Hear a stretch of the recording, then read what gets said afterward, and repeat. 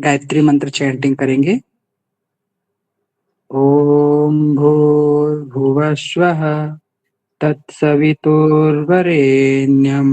भर्गो देवस्य धीमहि धियो यो नः प्रचोदयात्। ओम। प्रणाम में। प्रणाम। तो हम सांख्य दर्शन की जो हमने स्टार्ट किए थे सूत्र, उन सूत्रों में से 5 सूत्र हमने किए थे। 5 में से किसी को कोई दिक्कत? किसी को लग रहा है?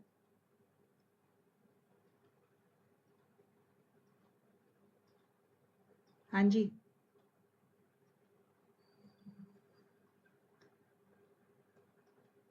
किसी को फील हो रहा है दिक्कत?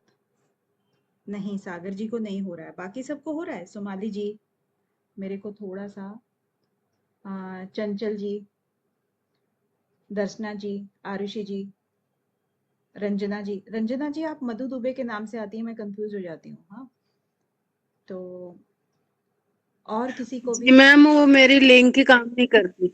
अच्छा, तो सलोनी जी, सोनम जी, किसी को भी 5 सूत्रों में कहीं कोई दिक्कत है? क्योंकि बात सभी सूत्रों में वही रहती है, पीछे से बात का बेस बनता चला जाता है। तो क्या है, अभी सांख्य दर्शन हम पढ़ रहे थे। सांख्य दर्शन में हमने देखा था 6 अध्याय हैं। 6 अध्याय में जो पहला अध्याय है उसके 164 सूत्र हैं। उन 164 में से हमने पहले 5 हमने कर लिए थे। उनका एक बार फिर से थोड़ा सा रिवीजन टाइप कर लेते हैं कि सबसे पहले इन्होंने कहा था कि जो मोक्ष का उपदेश दिया जाता है, हर ग्रंथ में दिया जाता है, हमारे शास्त्रों में दिया जाता है ना मोक्ष का, चाहे वो योग दर्शन हो, चाहे वो सांख्य दर्शन हो, चाहे वो वेद हो, चाहे उपनिषद हो। वेद भी सभी तरह के वेद हैं, सभी तरह के उपनिषद हैं, सभी में मोक्ष की प्राप्ति के लिए उपाय बताए गए हैं। तो यहाँ पर भी वही है। सांख्य दर्शन में सबसे पहले ही कहा गया है कि अथ त्रिविध दुख अत्यंत निवृत्ति अत्यंत पुरुषार्थ है। जब हम त्रिविध दुखों का अत्यंत निवृत्ति कर देते हैं, यानी कि छुटपुट नहीं कि भाई एक बार भगा दिया उसके बाद नहीं आएगा, अत्यंत निवृत्ति करना है, इसी को ही अत्यंत पुरुषार्थ कहा गया है। दूसरा जो सूत्र कहता है कि निर्दृष्टा तत्सिद्धि निवृत्ते अपि अनुवृत्ति दर्शनात्, कि जो दृष्ट साधन, यानी कि जो दृष्ट साधन होते हैं, दृष्ट साधन कौन से? जो हम देखते हैं, करते हैं, जैसे कि भूख लगी तो हमें भोजन दिखा, हमने भोजन कर लिया। इस तरह के जो दृष्ट साधन है, तत्सिद्धि निवृत्ते, उनसे जो सिद्धि होती है, उनसे जो उस समय का दुख होता है वो निवृत्त तो हो जाता है, लेकिन अनुवृत्ति दर्शनार्थ, फिर वो देखा जाता है कि फिर से वो दुख वापस आ गया। ये अक्सर चीजें देखी जाती हैं। ठीक है। तो तीसरे सूत्र में क्या कह रहे हैं कि प्रत्याहिक क्षुत प्रतिकारवत तत्प्रतिकार चेष्टनात् पुरुषार्थ त्वम। जिस तरह से, जैसे एग्जाम्पल ऊपर दे ही दिया था ये, कि प्रतिदिन जैसे भूख मिटाने के समान वो पुरुषार्थ तो होगा, हम पुरुषार्थ तो करेंगे उसके लिए, यानी कि हम कुछ काम तो करेंगे, अभ्यास तो करेंगे उस चीज को खत्म करने का, लेकिन ये पुरुषार्थ जो है ना, अत्यंत पुरुषार्थ नहीं होगा। जो हमने ऊपर पहले ही सूत्र में कहा था कि अत्यंत पुरुषार्थ होना चाहिए, वो अत्यंत नहीं हो पाएगा। ठीक है, परमानेंट नहीं हो पाएगा। चौथे में क्या कह रहे हैं कि सर्व असंभवात संभवे अपि सत्व असंभवात हे प्रमाण कुशलई। अब यहाँ पर क्या कह रहे हैं कि दृष्ट साधनों से, जो क्योंकि ऊपर दृष्ट साधनों की बात कर रहे थे, इन सब से दुखों को दूर करना असंभव है। निवृत्ति जो है ना, कंप्लीटली संभव नहीं है। और अगर हम इसको संभव मान भी लें, संभव अपि, अगर हम इसको संभव मान भी लें, तो भी ये परमानेंट, इनकी जो निवृत्ति है वो असंभव होती है। ठीक है। और हे का मतलब आपके दुख ही है, कि जो दुख है उसी की बात कर रहे हैं। प्रमाण कुशलई, तो ये क्या, कौन कहती है ये सब चीजें? ये जो बात कही है, ये किसने कही है? ये कही है जो प्रमाण कुशल व्यक्ति हुए हैं। प्रमाण कुशलई कौन? जो ऋषि हुए हैं, जिन्होंने वेद दृष्टा जो हुए हैं या मंत्र दृष्टा जो हुए हैं, जो सूक्ष्म दृष्टि के द्वारा सब चीजों को, सूक्ष्म से सूक्ष्म चीज को देख लेते हैं, उनको कहते हैं प्रमाण कुशलई। ठीक है, उन लोगों ने ये बात कही है कि दृष्ट साधनों से सभी दुखों की निवृत्ति कभी संभव हो ही नहीं सकती। और अगर हम मान लें कि टेम्परेरी हम उनको खत्म कर देते हैं, तो भी वो टेम्परेरी ही खत्म होगी, परमानेंट खत्म नहीं होगी। ठीक है, पांचवें में इन्होंने कहा कि उत्कर्षाद अपि मोक्षस्य सर्वोत्कर्ष श्रुते। इससे कहते हैं कि जब आप ये करते हो ना पुरुषार्थ, दर्शन दृष्ट साधनों को देख करके, तो इन दृष्ट साधनों जैसे जब पुरुषार्थ करते हो और बार बार पुरुषार्थ करते हो, तो आपका जो उत्कर्ष तो हो जाता है, उत्कर्ष हो जाता है, यानी कि जीवन में आप उन्नति तो कर लेते हो, यानी कि किसी चीज के ऊपर आप एक्सपर्टीज तो कर लेते हो, लेकिन कंप्लीट मोक्ष की प्राप्ति नहीं हो पाएगी। तो यहां तक हमने किया था पांचवें सूत्र तक। ठीक है, क्लियर हो गया ना सबको पांचवें सूत्र तक? अब पांचवें के बाद कह रहे हैं कि चलो ठीक है, मान लो कि मोक्ष जो है सबसे उत्कृष्ट साधन है। इसमें कहा ना कि मोक्ष के लिए उत्कर्षात अपि, उत्कर्ष जो मोक्ष के लिए हमारा रास्ता तो सफर तय हो रहा है, लेकिन मोक्ष की प्राप्ति ना हो पाएगी। और ये कौन कहते हैं? श्रुतियां कहती हैं, यानी कि जो पहले के लोग जो है ना, श्रुतियां, अपने वेद, ये कहते हैं। तो इन वेदों ने क्या बताया? मोक्ष को सर्वोत्कृष्ट एक अवस्था बताई है, सबसे उच्चतम अवस्था बताई है। तो ये जो है मोक्ष, चलो कहते हैं कि मान लो कि मोक्ष जो है ना सबसे उत्कृष्ट अवस्था है, श्रुति यानी अपने शास्त्रों में बताया है, ये चीज सबको समझ में आ गई। लेकिन मोक्ष किसका होगा? किसका होता है मोक्ष? मोक्ष किसका होता है? जो बद्ध आत्माएं होती हैं, बद्ध आत्माएं। बद्ध आत्माएं कौन होती हैं? जैसे कि हम बद्ध आत्माएं ना, शरीर के अंदर बंधे हुए हैं हम। जीव जीव मैम। हाँ, जीव जो कि किसी के अंदर बंधा हुआ है, और वो बद्ध आत्मा होगी, उसी का तो मोक्ष होगा। अब इस जीवात्मा के मोक्ष के बारे में ही आगे ये छठा सूत्र शुरू करते हैं। कहते हैं कि अविशेषः च उभयो। उभयो मतलब, अब यहां पर उभयो का मतलब क्या हुआ? दो तरह की चीजें। उभय क्या होता है? दो, है ना? दो, कौन कौन सी दो? एक तो दृष्ट साधन, जिसके बारे में चर्चा हो चुकी है। एक होता है अदृष्ट साधन। दो तरह के उभय, क्योंकि किसी ने अगर दृष्ट बोल दिया तो इसका ऑपोजिट अदृष्ट अवश्य लग गया, अपने आप ही लग गया, दोनों साधन जब बताए तो। ठीक है, अब दृष्ट साधन कौन से होते हैं? जो कि हम यहाँ पर देखने सुनने के बाद अपने दुखों को दूर करने के लिए करते हैं, कि हमें भूख लगी तो हमने खाना खा लिया।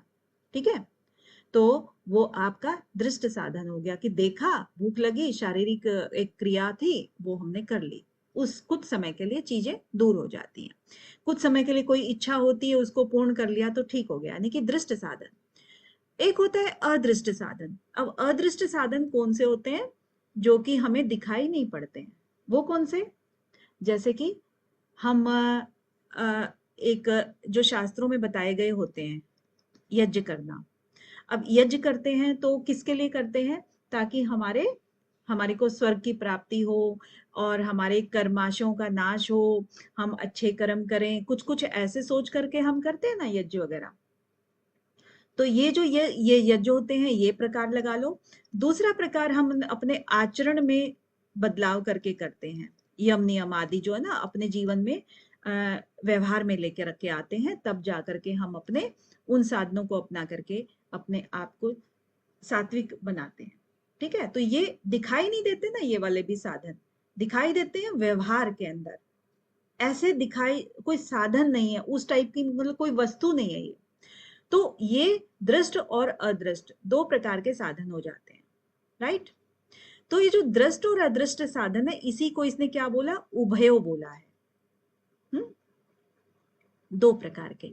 तो ये कहते हैं कि जो प्रश्नकर्ता कह रहा है यहाँ पर, यानी कि जो एक, देखिए कोई भी जब हम ये पढ़ते हैं ना, शास्त्र पढ़ते हैं। आपने ये भी देखा होगा कि जब हम उपनिषद पढ़ते हैं, वेद पढ़ते हैं, तो उनके अंदर, वेदों में तो मैंने नहीं पढ़ा है, लेकिन जो उपनिषद वगैरह जो शास्त्र दूसरे पढ़े हैं ना, उनमें एक कुछ क्वेश्चंस टाइप के पूछते हैं बीच बीच में, और क्वेश्चन पूछते हैं, उससे हमें क्लियर हो जाता है कि हाँ, कहाँ से हमारा गैप आ रहा था, मतलब कहाँ से हम लोगों को और चीज पता लग गई, और खोल करके फिर वो ऋषि बताते हैं।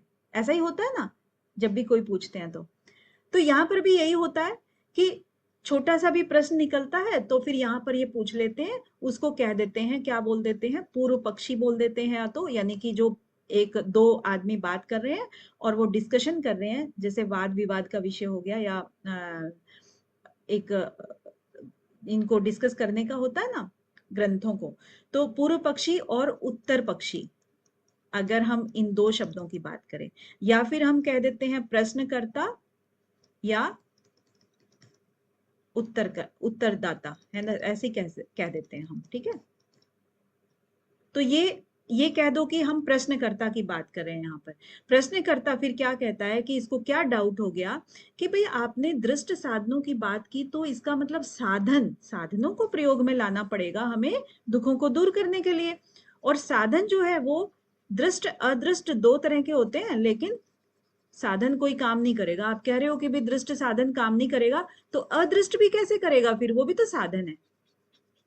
ऊपर आया ना कि दृष्ट साधन आपकी मोक्ष को नहीं दिला सकता। तो प्रश्नकर्ता के मन में एक जवाब आया, सवाल आया कि अगर दृष्ट भी साधन है तो अदृष्ट साधन कैसे मोक्ष दिला देगा। तो ये सवाल जो है ना यहाँ पर इसके आया है कि अविशेष च उभयो, दोनों के दोनों जो प्रकार हैं दृष्ट और अदृष्ट, ये दोनों अविशेष हैं। अविशेष मतलब जो विशेष नहीं है, इसका उल्टा, इसका क्या हो गया, समान। अविशेष का मतलब समान हो गया ना, इज इक्वल टू समान, यही हो गया सोमाली जी, यही हो गया, कुछ और हो गया सलोनी जी? हाँ, जिस मैम सामान्य है। सामान्य, बिल्कुल सामान्य।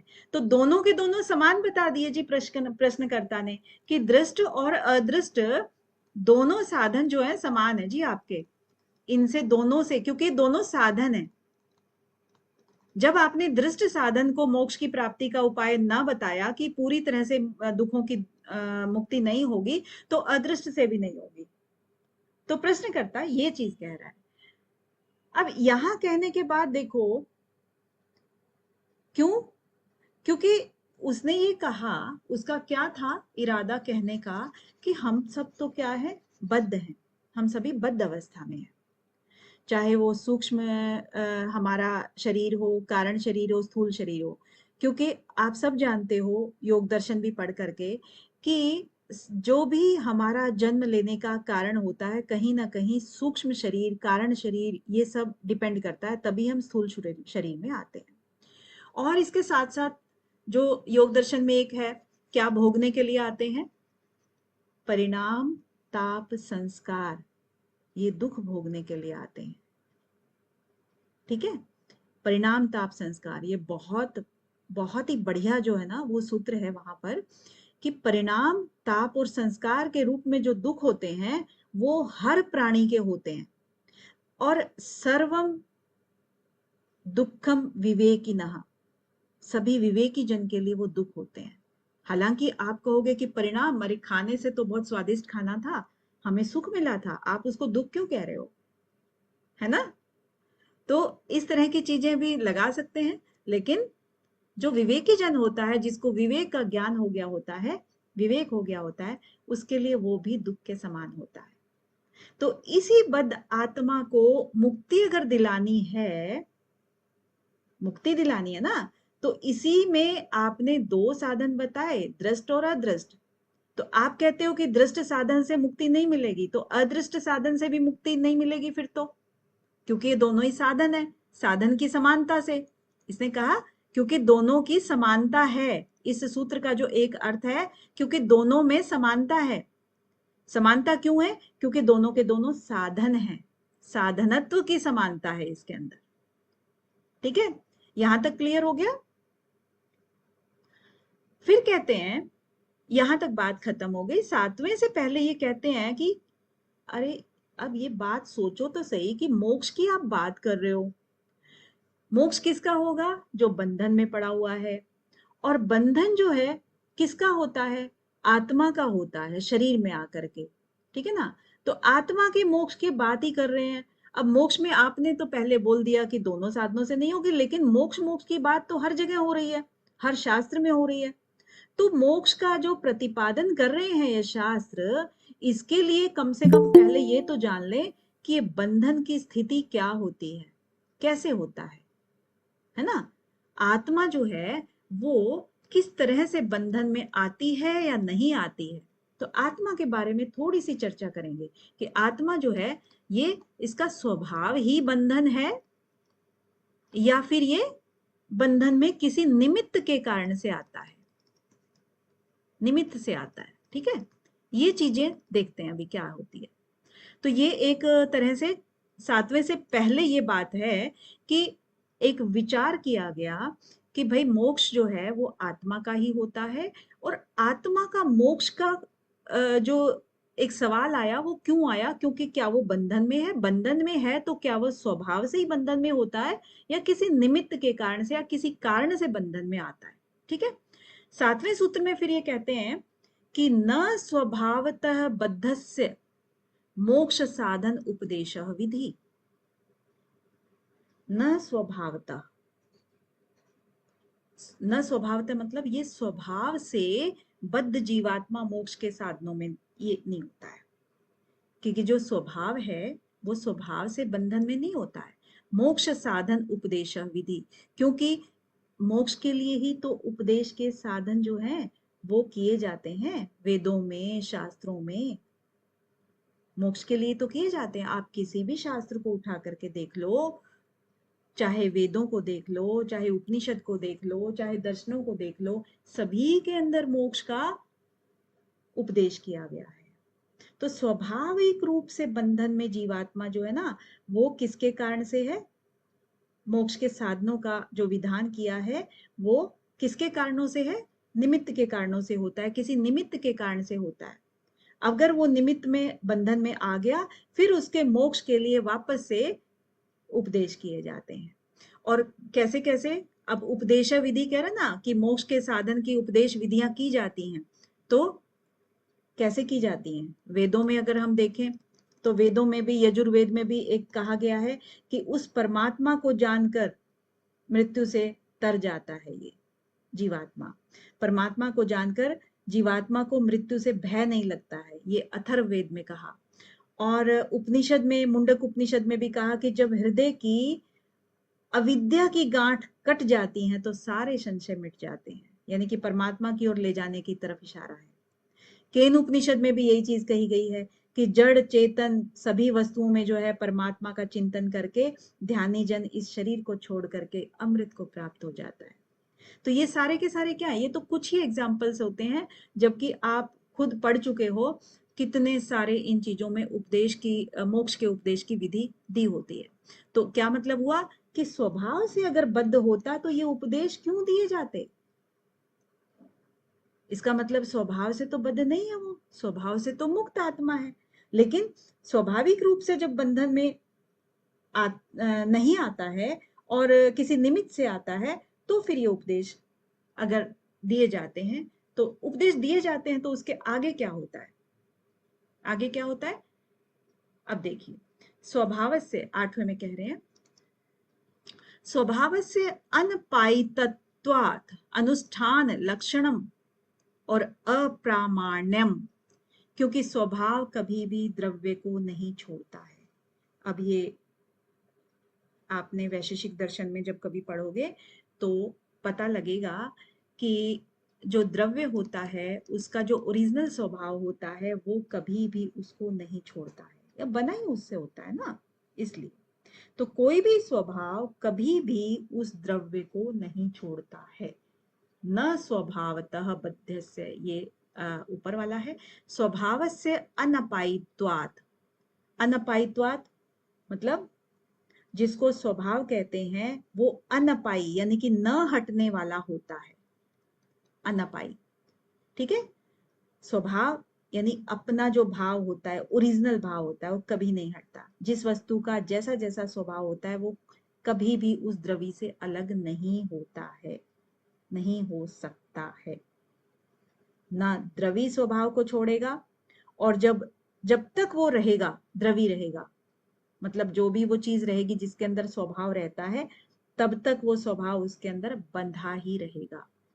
अनुष्ठानम, अनुष्ठान लक्षणम, तो उसके मोक्ष का लिए जो भी विधान करना होता है शास्त्रों में जो किया गया है, वो उसके आचरण के लिए ही उसके लिए किया गया है, उसके लक्षणों के लिए किया गया है। तो मोक्ष का जो है इसीलिए उपदेश होता है, यानी कि शास्त्रों में जो उसके मोक्ष का विधान किया गया है उसके आचरण के लिए ही किया गया है कि भाई इस तरह से, क्योंकि मुक्त है ना, स्वभाव से वो मुक्त है, आत्मा, आत्मा स्वभाव से मुक्त है। अब उसी मुक्ति दिलाने के लिए ही तो, क्योंकि स्वभाव है इसका, तो ये अपना स्वभाव नहीं छोड़ सकती है, इसी को मुक्ति दिलाने के लिए ही शास्त्रों में उपदेश दिया गया है। ठीक है, तो उसमें फिर क्या है, अगर ये नहीं होगा तो उसमें क्या होगा, अप्रामाणिक शास्त्रों को कर देगा। फिर शास्त्रों की अगर हम ये कहेंगे कि भाई ये तो बद्ध है, बद्ध ही मान लेंगे, तो शास्त्रों के उपदेश तो फिर काम नहीं आया, और शास्त्रों को क्या कर देगा, वो अप्रामाणिक कर देगा, उसका कोई प्रमाण नहीं रहेगा। जबकि हम शास्त्रों को प्रामाणिक मानते हैं, और अगर ये काम नहीं हुआ तो फिर उल्टा हो जाएगा।